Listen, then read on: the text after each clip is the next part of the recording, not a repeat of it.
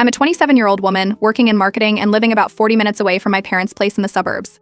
For most of my life, I thought we were a normal, close-knit family.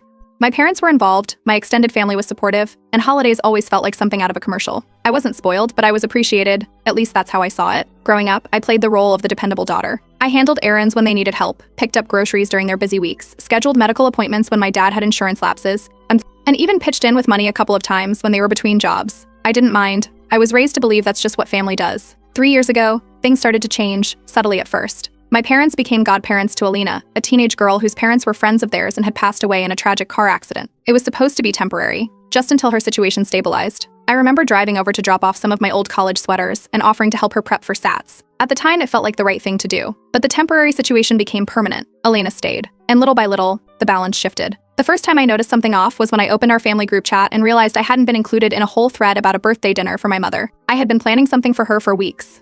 Turned out the dinner had already happened, organized by Alina. My parents said it was a last-minute change and that I'd been too busy with work anyway. Next, it was photos. Family gatherings, little backyard barbecues, weekend trips, I wasn't in them anymore. Alina was. They brushed it off, saying I was never around, but I was still showing up. They just weren't seeing me. It got worse. I invited them to my housewarming. They declined because they were helping Alina decorate her dorm room. The visit was still 2 months away. At Thanksgiving, I brought my boyfriend for the first time. My parents barely spoke to him.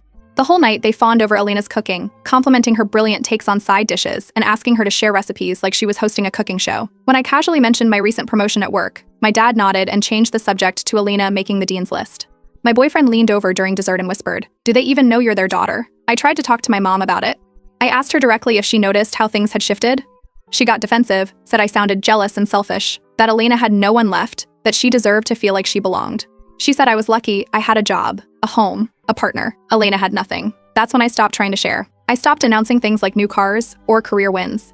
I stopped checking in every week. I kept showing up, but a little less. It became a pattern. I watched my parents introduce Alina as our girl at a family friend's barbecue. They didn't even say goddaughter, just our girl. A cousin told me they threw Alina a birthday party at a fancy venue I'd begged for as a teen and was told was too expensive. They didn't even mention it to me. I heard it secondhand. Then came the money. I noticed Alina had access to the joint emergency fund account that I used to manage when dad was unemployed. When I asked about it, they shrugged. Said it was just easier that way, that Alina was part of the family now. The final straw was when my mother casually told me that Alina would be using the summer cabin for a getaway with friends, the same cabin I'd already reserved with my old college roommates. They claimed they forgot. Alina had already made plans, and it would be more fun for her anyway. So I stopped fighting it. I started playing along.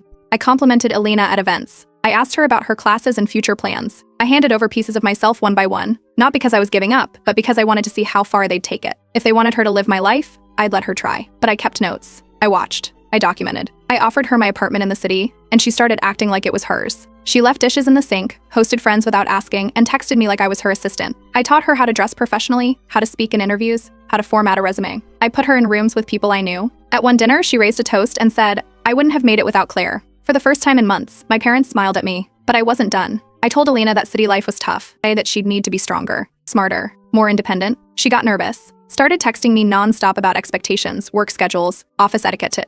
So I invited her to stay with me for a week to get a feel for real life.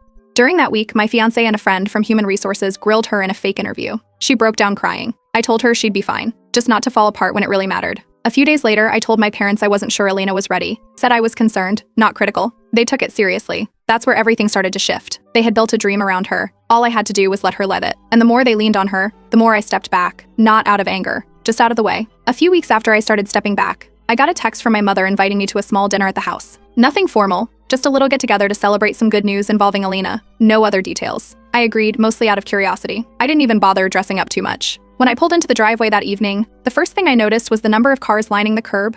Inside, it was anything but small. The kitchen was filled with trays of catered food, and people I hadn't seen in years were pouring drinks and catching up over laughter. A printed banner hung above the fireplace with Alina's name on it, congratulating her for landing an internship at a prestigious New York firm. Family friends raised glasses to her resilience and bright future. I stood by the drink station for most of it, holding a soda I didn't sip much. When it came time for introductions, my mother stood next to Alina and told everyone how proud they were of our daughter. Then, after a slight pause, she added, "Well, technically goddaughter, but that doesn't matter." No one flinched. No one looked confused. Like it had always been that way. After the dinner crowd thinned out, I headed upstairs to grab something I'd left in my old room a few months back. Except when I opened the door, I barely recognized it. The posters, books, and leftover college furniture were gone.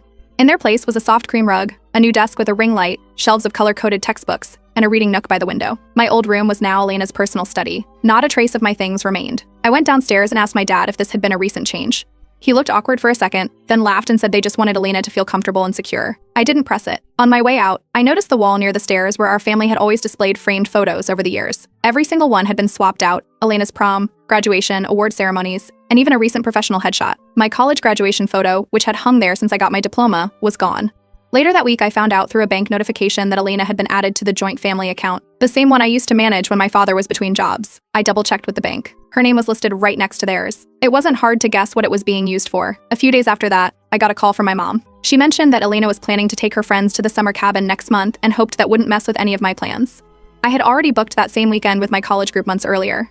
I reminded her, but she acted surprised and said Elena had already sent out invites and it would be awkward to cancel. I let her talk. Then I asked my cousin about a rumor I'd heard. She told me my parents had thrown Elena a birthday dinner at a private venue in town, a place I'd wanted to book once in high school, and was told flat out was too extravagant. They had even hired a photographer and live music. Apparently, Elena had posted a video montage online with clips from the night. Everyone in the family had seen it, except me. Over brunch one weekend, while Elena was showing off her new tablet and talking about how she couldn't wait for the summer, I leaned over and asked her if she'd ever considered moving closer to the city after graduation. She shook her head and smiled, said she wanted to stay near mom and dad. A few minutes later, my parents pulled me aside and told me they were in the process of updating their estate plans. Nothing dramatic, just wanting to ensure everything was fair. When I asked what they meant by fair, they said I had already built a life of my own and Elena might need more support to feel grounded. It wasn't personal, it was just practical. That night, I went home and opened a spreadsheet. One tab had a copy of the old emergency account transactions. Another had photos of the house from before and after Elena moved in. Another had property documents I'd been keeping track of. And a final tab was labeled cabin. It was all starting to make sense. Every time I stepped back, they handed over something I used to handle. My room, the account, the cabin, even the role of daughter, inch by inch. I didn't fight it. I let it keep happening. But I made sure I knew exactly what was being given away, and to whom. Yes, I'm here and ready. Thanks for checking. Here's Update 2, written exactly as instructed and continuing directly from where Update 1 left off. After that dinner, I decided to switch gears. No more questions, no more challenges, just cheerful support. At family gatherings, I brought silly gifts for Elena labeled from your favorite older sister. Everyone laughed. My parents beamed. Elena played along. I started offering little things. I told her she could crash at my apartment in the city if she ever needed to cut down on commute time or wanted a change of scenery.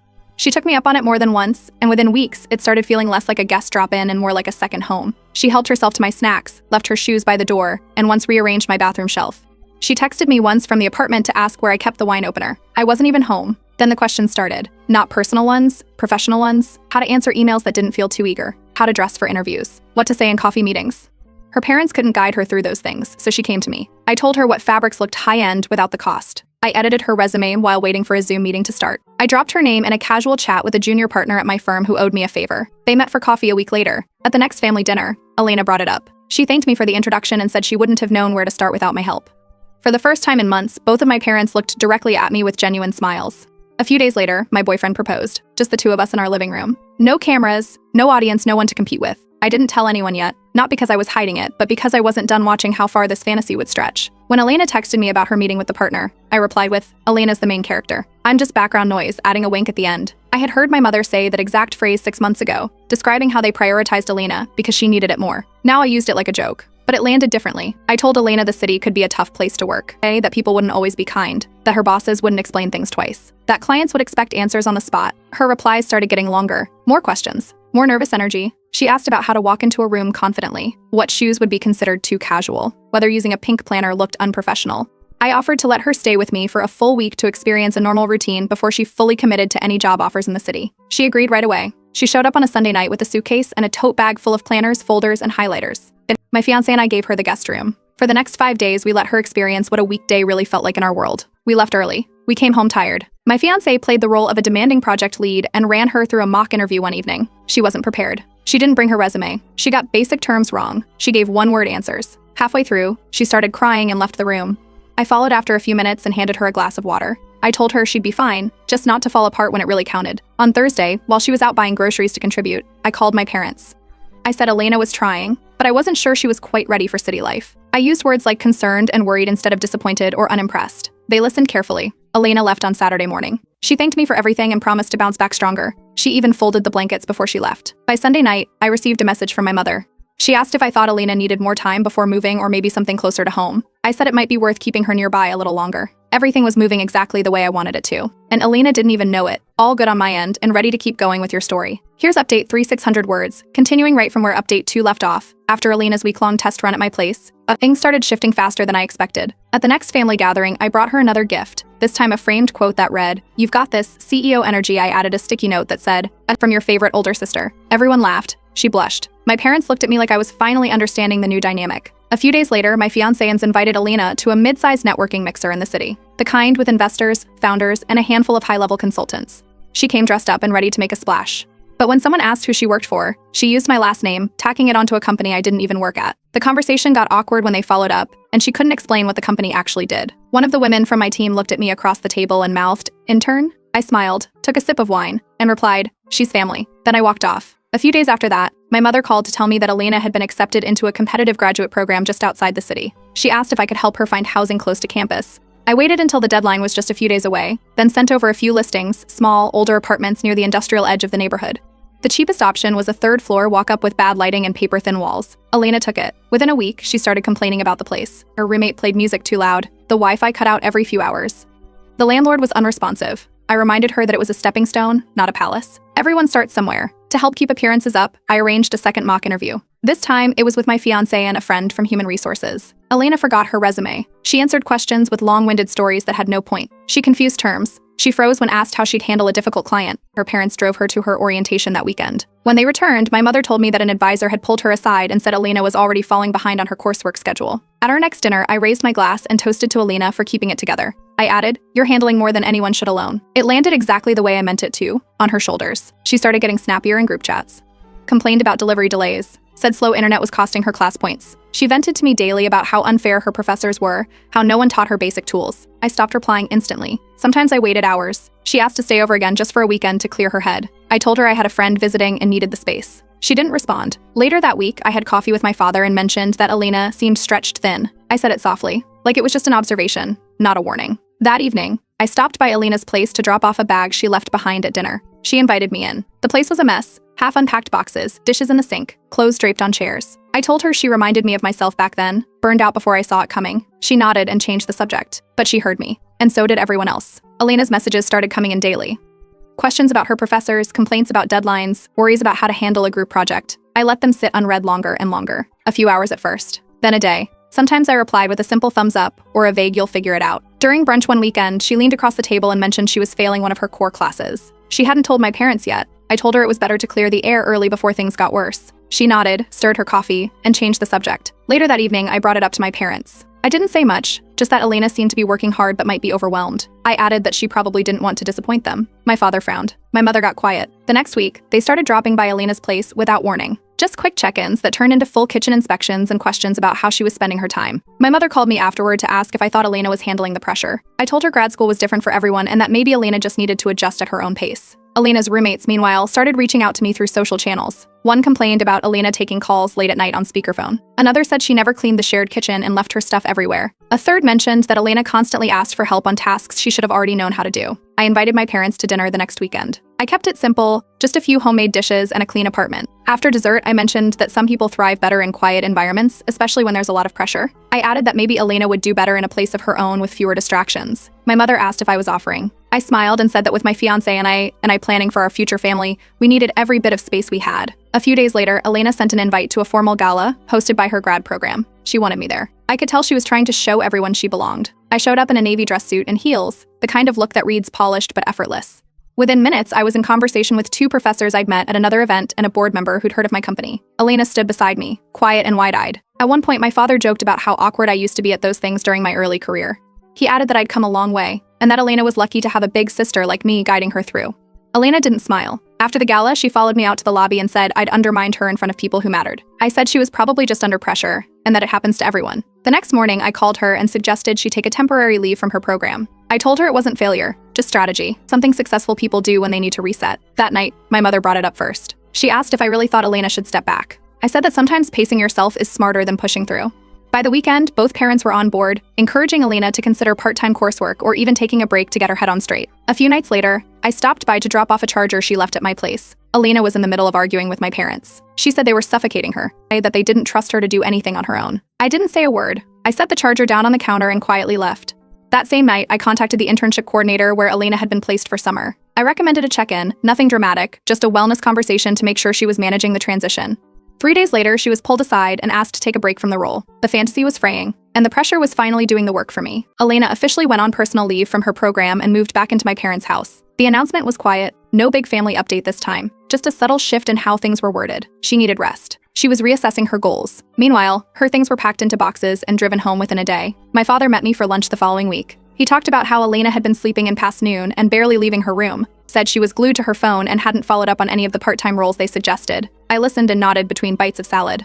2 days later, my mother called. She asked if I knew anyone who could offer Elena a flexible job, something soft entry that wouldn't overwhelm her. I told her I'd think about it. I didn't. That weekend, Elena sent me an updated resume, asking for feedback. It sat in my inbox for 3 days. Then I replied that I was swamped and could maybe glance at it next week. I never followed up. My fiancé and I hosted an engagement dinner at a small private dining space downtown. Just friends. No family. No drama. No Elena. One of my cousins saw the photos on a mutual friend's story and mentioned it to my aunt, who brought it up during a phone call with my mother. That's how it spread. The next time I visited my parents, they asked why they weren't included. I said it was a small gathering for people who'd supported us from day one. My mother looked hurt. My father stayed quiet. I added, "You already chose who you wanted to celebrate. I'm just doing the same." My mother cried. She said I was dividing the family. I told her that division didn't start with me. I just stopped pretending it wasn't there. At a family brunch the following week, Elena made a comment about being excited for bridal dress shopping. She said she assumed she'd be my maid of honor. I didn't sugarcoat it. I told her I'd already asked my best friend months ago. She stared at her plate and didn't say another word the rest of the meal. A few days later, she invited me out for lunch, just the two of us, to talk. I declined, said my calendar was full for the next several weeks and wished her well.